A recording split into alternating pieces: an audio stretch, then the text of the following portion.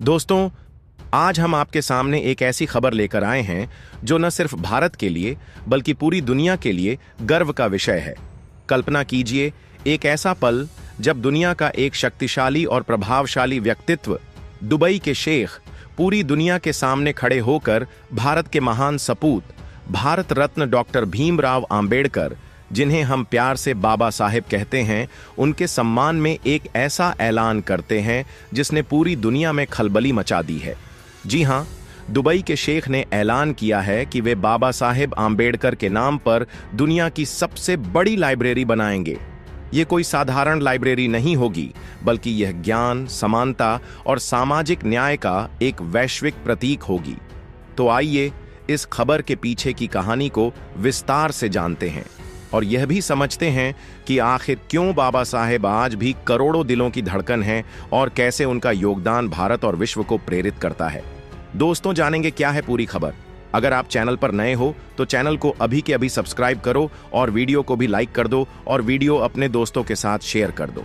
दोस्तों, यह खबर तब सामने आई जब दुबई के शेख मोहम्मद बिन राशिद अल मक्तूम, जो न सिर्फ दुबई के शासक हैं बल्कि एक दूरदर्शी नेता और शिक्षा के प्रबल समर्थक भी हैं, उन्होंने एक अंतर्राष्ट्रीय सम्मेलन में हिस्सा लिया।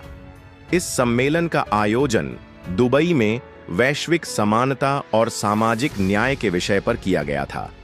मंच पर खड़े होकर शेख ने पूरी दुनिया को चौंका दिया जब उन्होंने कहा, डॉक्टर भीमराव आंबेडकर एक ऐसे व्यक्तित्व थे जिन्होंने न सिर्फ भारत को एक मजबूत संविधान दिया बल्कि पूरी दुनिया को समानता और न्याय का पाठ पढ़ाया। उनकी विचारधारा आज भी प्रासंगिक है।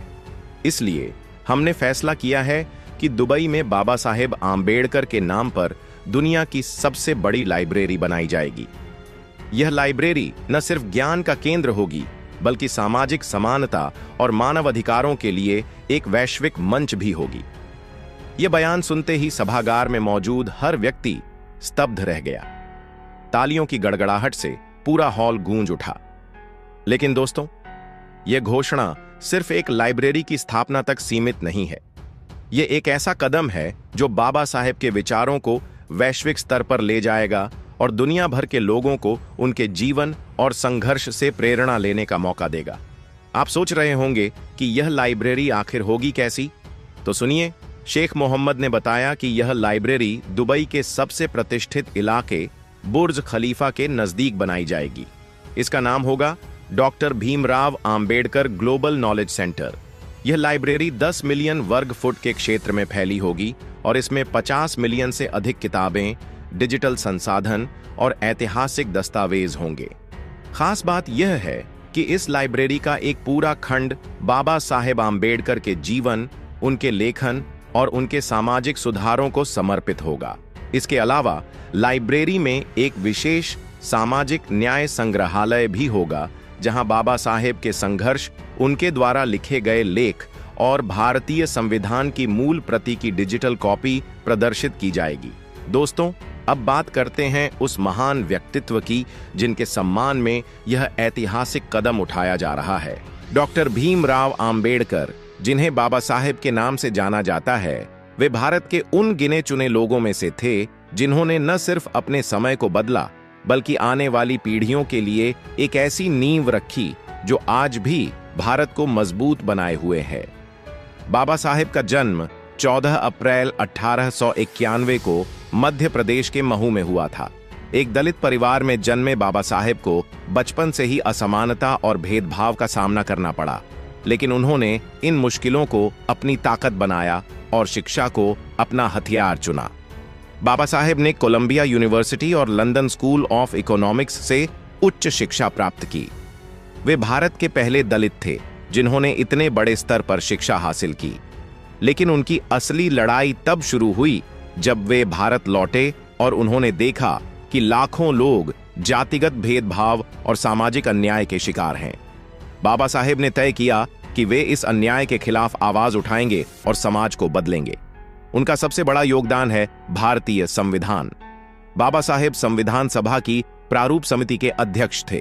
उन्होंने 2.5 साल तक अथक परिश्रम करके भारत को एक ऐसा संविधान दिया जो दुनिया के सबसे मजबूत और प्रगतिशील संविधानों में से एक है। इस संविधान में हर नागरिक को समानता, स्वतंत्रता और न्याय का अधिकार दिया गया। बाबा साहेब ने शिक्षा को सबसे बड़ा हथियार माना। उनका कहना था, शिक्षा वह शेरनी का दूध है, जो पिएगा वही दहाड़ेगा। उन्होंने दलितों और वंचितों को शिक्षित होने के लिए प्रेरित किया। उन्होंने बौद्ध धर्म को अपनाकर यह संदेश दिया कि कोई भी धर्म जो असमानता को बढ़ावा देता है वह मानवता के लिए सही नहीं है। आर्थिक क्षेत्र में भी बाबा साहेब का योगदान अतुलनीय है। वे एक महान अर्थशास्त्री थे। उनकी किताबें जैसे रुपये की समस्या और ब्रिटिश भारत में प्रांतीय वित्त का विकास आज भी अर्थशास्त्र के क्षेत्र में महत्वपूर्ण मानी जाती है। उन्होंने रिजर्व बैंक ऑफ इंडिया की स्थापना में भी महत्वपूर्ण भूमिका निभाई। इसके अलावा उन्होंने मजदूरों के अधिकारों के लिए आवाज उठाई और 8 घंटे के कार्य दिवस की वकालत की। दोस्तों, यह दुखद सच्चाई है कि भारत में आज भी कुछ लोग बाबा साहेब के योगदान को कम करने की कोशिश करते हैं। कुछ लोग कहते हैं कि बाबा साहेब ने सिर्फ दलितों के लिए काम किया या उनका योगदान संविधान तक सीमित था, लेकिन यह सरासर गलत है। बाबा साहेब ने पूरे भारत के लिए काम किया। उन्होंने एक ऐसा संविधान बनाया जो हर नागरिक को बराबरी का हक देता है, फिर चाहे वह हिंदू हो, मुस्लिम हो, सिख हो या किसी अन्य धर्म का। कुछ लोग बाबा साहेब की विचारधारा को गलत तरीके से पेश करते हैं। वे कहते हैं कि बाबा साहेब ने समाज को बांटा, लेकिन सच्चाई यह है कि बाबा साहेब ने समाज को जोड़ा। उन्होंने यह सिखाया कि असली एकता तब आएगी जब हर व्यक्ति को बराबरी का हक मिलेगा। कुछ लोग उनके बौद्ध धर्म अपनाने के फैसले को गलत ठहराते हैं, लेकिन वे यह भूल जाते हैं कि बाबा साहेब ने बौद्ध धर्म इसलिए अपनाया क्योंकि वे एक ऐसे समाज की कल्पना करते थे जहां कोई भेदभाव न हो। दोस्तों, यह विडंबना है कि जिन लोगों ने बाबा साहेब का विरोध किया वे आज भी उनकी बनाई संविधान की छत्रछाया में जी रहे हैं। बाबा साहेब ने कहा था, मैं उस संविधान को नहीं मानता जो मेरे लोगों को गुलाम बनाए। और यही वजह है कि उन्होंने ऐसा संविधान बनाया जो हर नागरिक को आजादी और सम्मान देता है। मगर दोस्तों, जहां भारत में कुछ लोग बाबा साहेब के योगदान को कम करने की कोशिश करते हैं, वहीं दुनिया भर में उनके विचारों को सम्मान दिया जाता है। संयुक्त राष्ट्र में बाबा साहेब के विचारों को मानव अधिकारों के लिए प्रेरणा माना जाता है। अमेरिका, ब्रिटेन और जापान जैसे देशों में बाबा साहेब के जीवन पर शोध होते हैं। उनकी किताबें विश्वविद्यालयों में पढ़ाई जाती हैं। कोलंबिया यूनिवर्सिटी, जहां बाबा साहेब ने पढ़ाई की थी, वहां उनके सम्मान में एक विशेष केंद्र स्थापित किया है। जापान में बौद्ध समुदाय बाबा साहेब को एक महान बौद्ध विचारक के रूप में देखता है। ब्रिटेन में, जहां बाबा साहेब ने अपनी पढ़ाई पूरी की, वहां उनके घर को एक स्मारक के रूप में संरक्षित किया गया है। और अब दुबई के शेख का यह ऐलान बाबा साहेब की वैश्विक पहचान को और मजबूत करता है। दोस्तों, यह गर्व की बात है कि बाबा साहेब जैसे महान व्यक्तित्व को न सिर्फ भारत बल्कि पूरी दुनिया सलाम करती है। उनकी विचारधारा आज भी लाखों लोगों को प्रेरित करती है। चाहे वह सामाजिक समानता की बात हो, शिक्षा की बात हो या फिर मानव अधिकारों की बात हो, बाबा साहेब का हर विचार आज भी उतना ही प्रासंगिक है जितना उनके समय में था। तो दोस्तों, आपके इस विषय पर क्या विचार है, हमें कमेंट करके बताइए। और अगर वीडियो पसंद आया हो तो वीडियो को लाइक करके चैनल को सब्सक्राइब जरूर करें और बेल आइकॉन प्रेस करें। मिलते हैं किसी और वीडियो में।